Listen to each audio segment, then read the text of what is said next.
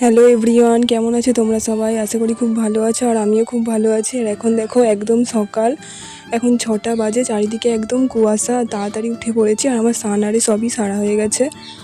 আসলে আমরা চেষ্টা করলেই সব কিছু করতে পারি, কিন্তু আমরা ইচ্ছা করেই করি না।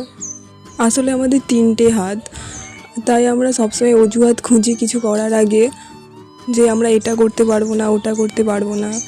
মা কোনো কাজ বললে পড়ার বাহানা দেখিয়ে ফোন ঘাঁটা। আসলে আমরা নিজেদেরকেই তখন ফাঁকি দিই। আমরা অন্যকে যখন মিথ্যা বলি, তখন কিন্তু আমরা নিজেকেই ফাঁকি দিই, কিন্তু আমরা সেটা বুঝতেই পারি না। কিন্তু একটা সময় আসবে যখন সময়ের মূল্যটা আমাদের কাছে অনেক হবে, তখন কিন্তু আমরা চাইলেও তখন আর কিছু করতে পারবো না, সেই সময়টাকে আমরা আর যেতে পারবো না। তাই সময় থাকতে নিজের ভালোটা নিজে বুঝতে শেখো। সময় হচ্ছে এমন একটা জিনিস যেটা চলে গেলে আর কখনো ফিরে আসবে না। তাই নিজের ক্যারিয়ার নিজে বানাও।